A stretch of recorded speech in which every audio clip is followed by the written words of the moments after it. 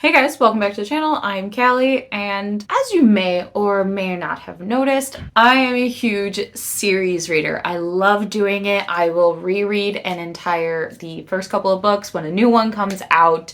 I try and wait until all the books are out in order to do this binge so that I'm not rereading the first book 4 or 5 different times, depending on how long the series is.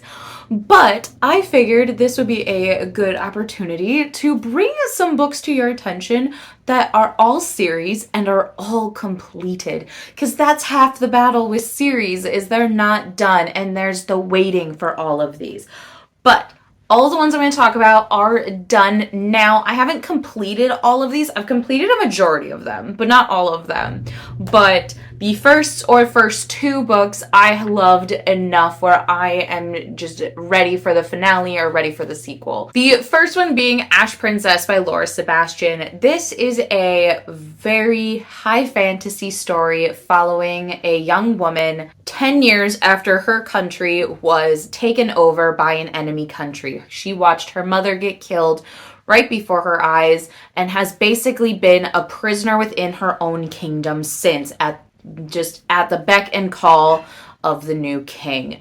So our main character, Princess Theo, has essentially lost all hope at the very beginning of this series, and when some people who are talking about the fact that they're part of this resistance show up and essentially try and rescue her, she finally gets this spark of hope that maybe she can help save her kingdom from these people after all. I adore this series. I have finished the entire thing. Theo is a great character. She goes through a phenomenal character arc throughout the entire story.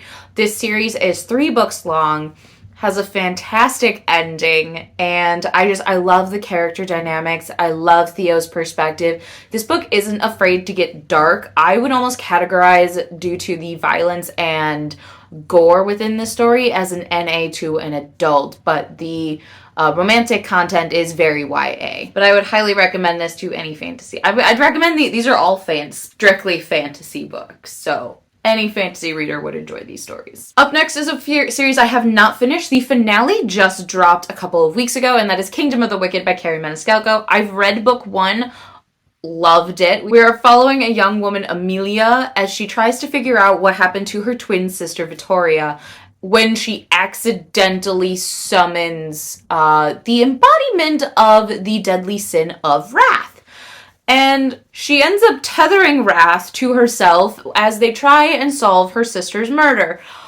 There was so much tension, there was so much angst, the mystery was really fun to follow, and I love Kerri Maniscalco's characters, and I've heard really good things about the rest of the series, so I'm very, very excited to jump into the rest of it. This is, like I said, completed, and it is a trilogy, so there's Kingdom of the Wicked, Kingdom of the Cursed, and Kingdom of the Feared. Up next is an older series, which is Falling Kingdoms by Morgan Rhodes. This is a 6-book series. A little bit of a commitment, but all of this is so well done. This is Game of Thrones, but not as high level of a fantasy. I always equate it to Game of Thrones because there are a lot of characters and you should never get attached to any of them. And it has to do with a lot of politics, a lot of warmongering, a lot of violence. There are in this one, there are gods, there are personifications of the elements. There are so many aspects within this story that are phenomenal. I adored this entire series. There was even a spin-off series called The Darkest Magic, I believe. That one ended up getting canceled. That one only has 2 books to it. I've read both of them and I loved them. I'm a little sad that the 3rd book never ended up coming out, but this first 6-book series, phenomenal if you love high stakes, high fantasy, high politics. This is definitely the series for you. Another one that I haven't finished is The Prison Healer by Lynette Noni. Now, I've read the first 2 books in this series. This is a trilogy, and The Prison Healer is following a young woman named Kiva, and she's in prison. She's been in prison since she was 7 because there are no rules in this land. And when a mysterious unconscious woman shows up with this boy, she is tasked with trying to heal this woman because she is the world's biggest traitor, biggest outlaw. I don't quite remember. I need to reread these. And then when this woman is set for her trial, she's still not awake, and Kiva ends up offering herself to take these trials within the prison. And they're not fun trials. They are based off of every element, but she ends up going through with it, and trying to complete these trials. I loved this. The atmosphere was so just close quarters and a very interesting take because they couldn't travel. They couldn't go anywhere. They're in prison. So many great characters. I love Kiva. So many twists and turns. The last page of this book, I almost threw it because it was such a plot twist, and I'm so excited to finish the final book. I end up finding these audiobooks on Scribd, so I'll probably end up getting to them relatively quickly because I need to know what happens, especially the end of The Gilded Cage, which was just as good as the first book. I gave both of these books 5 stars, and I'm scared what Blood Trader has in store for me. Up next is an Arabian-inspired series called Rebel of the Sands by Alwyn Hamilton. This is another trilogy, lots of trilogies. I think only one of these isn't a trilogy. Yep, only one isn't a trilogy. 3 is usually the magic number. So we are following a young woman who is an outlaw. This is a very steampunk fantasy setting. She is part djinn, and so she is very ostracized and ends up going on the run and finding a community of people like her. And while all this is happening, there's a war over the sands, and she is trying to save her people even though they ostracized her. Amelie is a great character. She has the kick-ass attitude you expect from an outlaw. Very, very, very cowgirl-esque vibes. But she's got guns, like I said, very steampunk.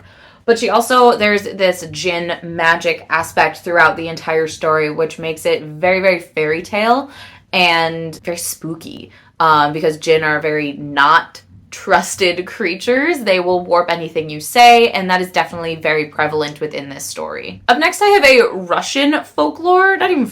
Russian-inspired trilogy, Blood Heir by Amelie Zhao. This was my series to finish this month, and I'm so glad I did because I adored every single one of these books.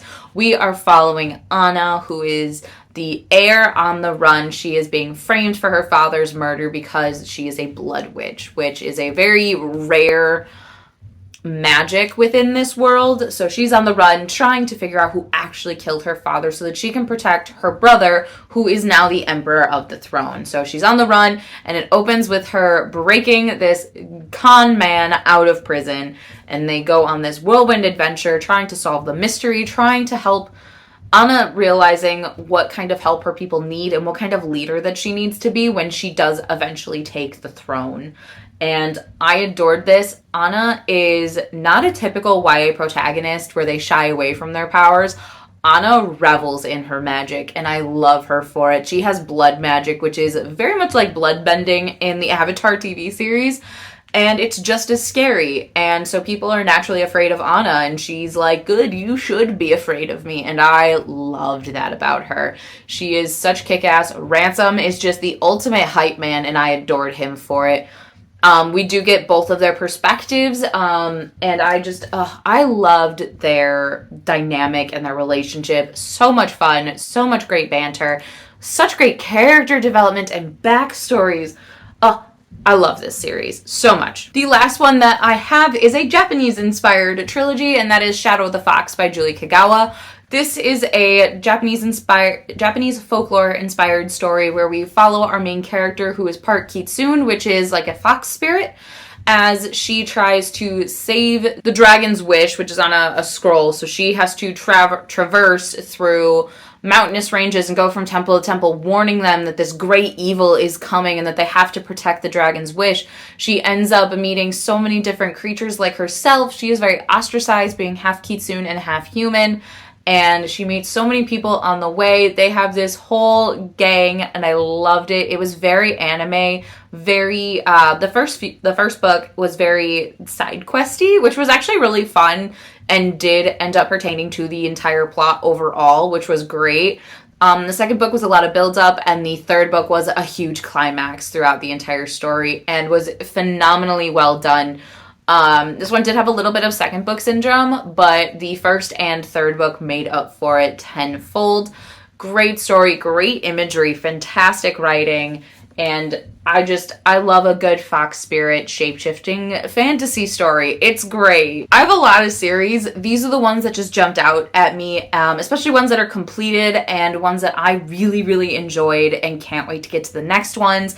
I'll be getting to the Kingdom of the Wicked series really soon. Same with the Prison Healer, because I loved the first book so much. So if you have any recommendations for other fantasy series, please let me know down below. I'm always looking for a new series.